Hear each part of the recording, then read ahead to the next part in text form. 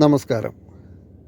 നിങ്ങളെ വേണ്ടെന്ന് പറഞ്ഞു പോയ ആളുകൾ നിങ്ങളെ തന്നെ മതി എന്ന് പറഞ്ഞ് നിങ്ങളിലേക്ക് തിരിച്ചു വരാൻ ചെയ്യേണ്ട കാര്യങ്ങളെക്കുറിച്ചാണ് പറയുന്നത്. നിങ്ങളെ വേണ്ടെന്ന് പറഞ്ഞ് ചിലപ്പോൾ പ്രേമിക്കുന്ന ആളുകളായിരിക്കാം, അല്ലെങ്കിൽ ജീവിതത്തിൽ നമ്മുടെ കൂടെയുള്ള പങ്കാളിയായിരിക്കാം, അങ്ങനെ അല്ലെങ്കിൽ പാർട്ട്ണർ, നമ്മൾ ബിസിനസ് പാർട്ട്ണർ, അങ്ങനെയുള്ള ആരുമാവാം. വേണ്ടെന്ന് പറഞ്ഞ് നമ്മളെ ഉപേക്ഷിച്ച് പോയവർ തിരിച്ചു വരാൻ ചെയ്യേണ്ടത് ആദ്യമായിട്ട് നമ്മൾ മാനസികമായിട്ട് നമ്മളതിന് തയ്യാറാവുക എന്നുള്ളതാണ്. അതിന് എന്ത് റിസ്ക് എടുക്കേണ്ടി വന്നാലും നമ്മളതിന് തയ്യാറാവുക. അതിന് വേണ്ട കാര്യങ്ങൾ എന്താണോ നമ്മൾ ചെയ്യേണ്ടത് അതൊക്കെ മാനസികമായിട്ട് നമ്മളതിലേക്ക് ശ്രദ്ധ കേന്ദ്രീകരിക്കുക എന്നുള്ളതാണ്. ചില വ്യക്തികൾക്ക് ഇങ്ങനെ സംഭവിച്ചു കഴിഞ്ഞാൽ മാനസികമായി ആകെ തകർന്ന അവസ്ഥയിലായിരിക്കും. ഒന്നിലും ശ്രദ്ധിക്കാൻ പറ്റാത്ത അവസ്ഥ, പിന്നെ അതേപോലെ തന്നെ ഭക്ഷണം കഴിക്കാനും പല ബുദ്ധിമുട്ടുകളും ഈ ചിന്തകൾ തന്നെ കയറി വന്നിട്ട്, അങ്ങനെയുള്ള ആളുകൾക്ക് എന്ത് കാര്യം പറഞ്ഞാലും കോൺസെൻട്രേഷനോട് കൂടി ചെയ്യാൻ പറ്റാത്തൊരവസ്ഥ വരും. അങ്ങനെയുള്ള ആളുകളുണ്ടെങ്കിൽ തീർച്ചയായിട്ടും ഇതിൻ്റെ അവസാനം കാണുന്ന വാട്സാപ്പ് നമ്പറിൽ മെസ്സേജ് ചെയ്യുക. അപ്പോൾ നിങ്ങൾക്കതിൽ ചോദിക്കാവുന്നതാണ്. അതിന് വേണ്ട കാര്യങ്ങൾ എന്താണ് എന്നറിഞ്ഞിട്ട് നിങ്ങൾക്കത് ചെയ്യണമെങ്കിൽ അത് ചെയ്യാവുന്നതാണ്. പൊതുവേ നിങ്ങളതിന് ചെയ്യേണ്ട ഏറ്റവും വലിയ കാര്യം എന്ന് പറഞ്ഞാൽ മാനസികമായിട്ട് നിങ്ങളതിന് ആ ശ്രദ്ധ ആ വ്യക്തിയിൽ നിന്ന് മാറ്റി ചെയ്യുന്ന കാര്യത്തിൽ ശ്രദ്ധിക്കുക. അതായത് നിങ്ങൾ പൂർണ്ണമായിട്ടും ആ വ്യക്തി തിരിച്ചു വരാനുള്ള മെഡിറ്റേഷനുകളും കാര്യങ്ങളും ചെയ്യുക എന്നുള്ളതാണ്. അതിലേക്ക് ശ്രദ്ധിക്കുക. പിന്നെ അതേപോലെ തന്നെ സാമ്പത്തികമായി നിങ്ങൾ ഉയർച്ചയിലെത്താൻ, നിങ്ങൾക്ക് ഏറ്റവും വലിയ പ്രശ്നം വരുന്നത് ഒരു വ്യക്തി നമ്മളെ ഉപേക്ഷിച്ച് പോയ ജീവിതത്തിൽ അധികം പേർക്കും വരുന്ന വിഷയം, പ്രത്യേകിച്ച് സ്ത്രീകൾക്ക്, അവർക്ക് സാമ്പത്തിക ബുദ്ധിമുട്ട് വരും. ജീവിതം മുന്നോട്ട് കൊണ്ടുപോകാൻ എന്ത് ചെയ്യണമെന്നറിയാത്തൊരവസ്ഥ, ആരും സഹായിക്കാനില്ലാത്ത അവസ്ഥ, അതെല്ലാം പുരുഷനിൽ കേന്ദ്രീകൃതമായി നിലനിന്ന് പോകുന്നത് കൊണ്ട് പെട്ടെന്ന് ആ വ്യക്തി നമ്മൾ വിട്ടു പോകുമ്പോഴോ അകന്നു പോകുമ്പോഴോ ആ കാര്യങ്ങൾക്കെല്ലാം നമ്മൾ ഒരുപാട് ബുദ്ധിമുട്ടുന്ന അവസ്ഥയിലേക്ക് നീങ്ങും. അതാണ് ഭയപ്പെടുത്തുന്നത് അധികം സ്ത്രീകളെ.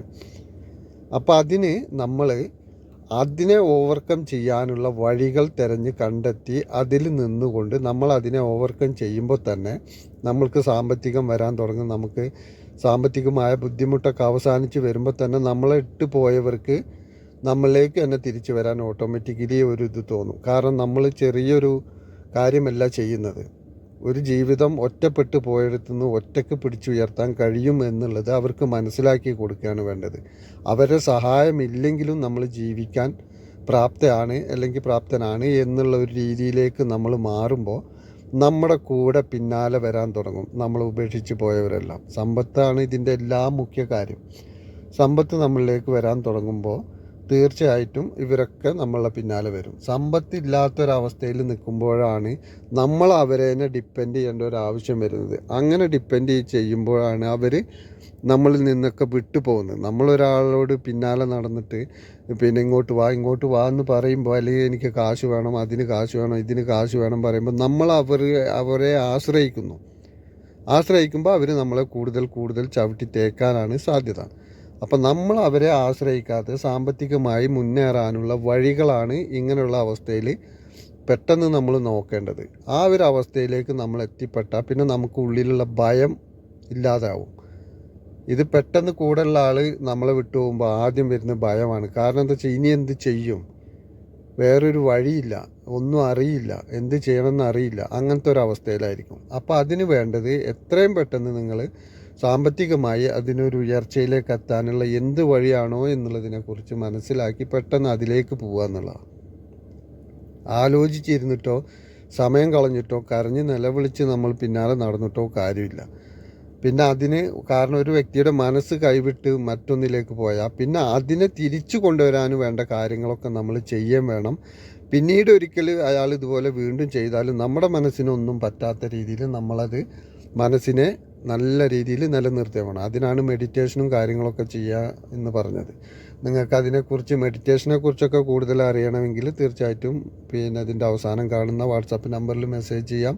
പിന്നെ പെട്ടെന്ന് നിങ്ങൾക്ക് ചില ആളുകൾക്ക് മെഡിറ്റേഷനൊന്നും ഇരിക്കാൻ പറ്റാത്ത അവസ്ഥ ഉണ്ടാവും. മാനസികമായിട്ട് തകർന്ന് നിൽക്കുന്ന അവസ്ഥയിൽ മെഡിറ്റേഷനൊന്നും കോൺസെൻട്രേഷനോട് കൂടി ചെയ്യാൻ പറ്റാത്തൊരവസ്ഥ ഉണ്ടാവും.